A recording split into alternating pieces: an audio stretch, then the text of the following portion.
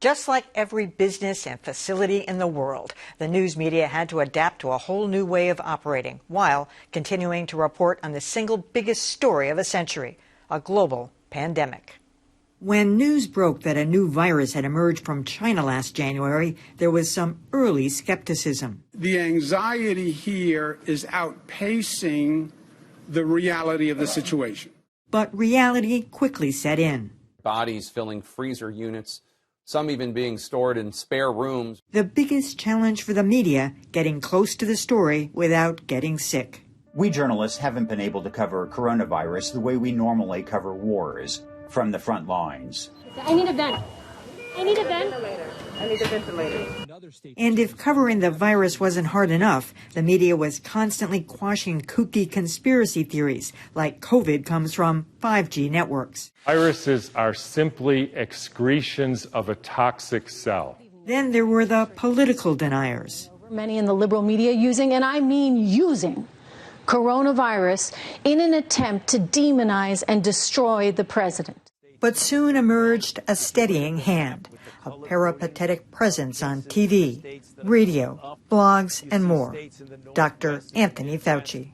It's going in the wrong direction right now. While Dr. Fauci served up real-world gruel, the White House flouted precautions, forcing news organizations to tell reporters to avoid the place. The president was even mocking reporters wearing masks. Well, if you don't take it off, you're very muffled. Shortly after that, the president himself fell ill. And while COVID consumed the news, it created more news with home-confined binge-watching.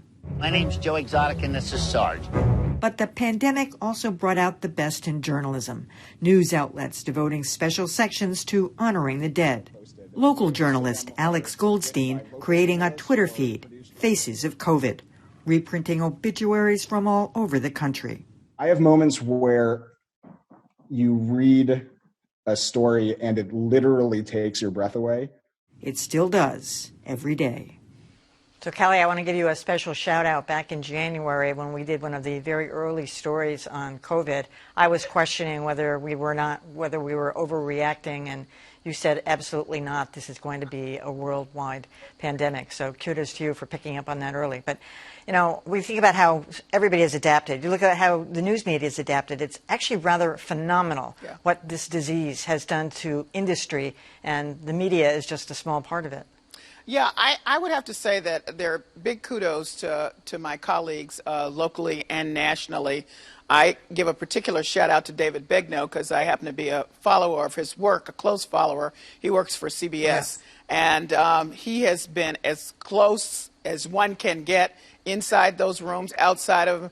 People may know his work from when he covered the hurricanes. He's just like an on-the-scene guy, and some of those stories have been amazing. But both from the print world, from the podcast, every platform we have used to tell this story, and in interesting ways. There have been a number of ways of looking at those people we lost, beautifully done, and I don't think there can be enough of it just to remind us of how many we have lost, and you know, the fact that this was just so tragic, this disease. So those are the kudos. Now, I can complain about the fact that even though fairly early on, with a big report from ProPublica about the disproportionate impact on communities of color, that didn't really start making a dent for a while in terms of coverage. And I could argue still now there's some lapse there.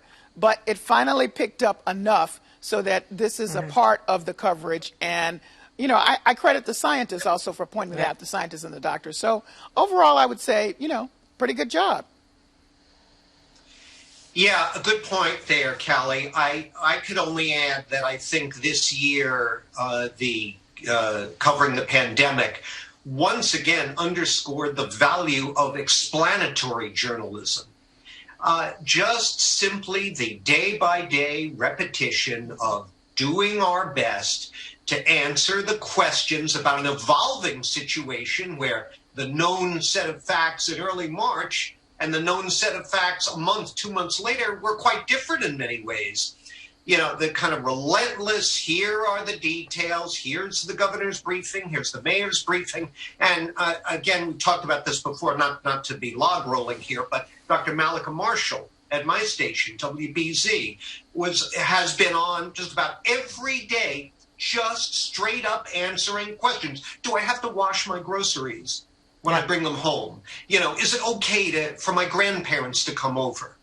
And I've wondered at times about her patience in repetitively answering the same questions over and over again, but there's nothing to be ashamed of or nothing unglamorous about solid explanatory journalism in a crisis like this. That's when I think many areas of the media are at their best.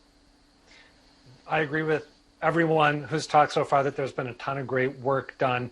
One thing that gives me pause, I don't mean to accentuate the negative, is the attention that we've given in the past, and I think continue to give to people who question sound public health practices and the best available science. In the months ahead, I hope that news stations don't give too much credence to, for example, unsubstantiated concerns about vaccines, rallies from people who don't want to take this for one reason or another. Not that there aren't, legitimate concerns to be raised about the oversight process and that kind of thing, but let's not give people a forum to be unscientific. I'll also add, this will maybe sound a little odd, but I have appreciated, it's weird to talk about any upside in the time that we are living through. One good thing I think at GBH and at other news outlets is we have become aware of different ways that we can do our jobs virtually, getting video in a way that we didn't used to get it before, getting audio in a way we didn't used to get it before, and also getting in touch with voices that we might not have thought to go to because, at GBH we're locally focused. People we've talked to here on Beat the Press, who I think back in the day we would not have thought to bring in. That is something, a tiny silver lining that I hope continues when we're through this. Well, I do agree with what everyone said, and Adam, I think, picked up on something that I think is a little problematic going forward, is in the effort to appear unbiased, in the effort to look at both sides of a story that's this complex, that really has many, many facets, that we've perhaps, as the media, given a little too much weight to the side of the skeptics. This is science. It doesn't care what you think. It doesn't care how you feel. It's a public health issue that in some ways was politicized by the media in seeking out the other side of the story from people who simply were not informed enough to give that side. And what you're seeing now are schools where they're saying there's no transmission. You've got places relying on no data to mean no problem, when no data actually means no data.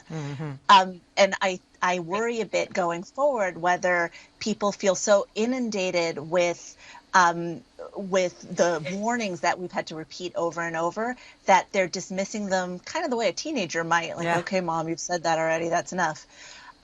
So I'm hoping that going forward we'll tell more of the stories of the people who are actually affected. We can remind people that the goal here isn't just survival, that we have to do more than just survive this virus. We have to overcome and learn how to thrive. And that there's more to it than just the numbers of people who are dying and the number who have recovered. I have to quickly point out another downside, and that is that we couldn't evenly distribute the black Santa pins this year because we were worried about the snowstorm and getting them back to Callie in time for Christmas. So.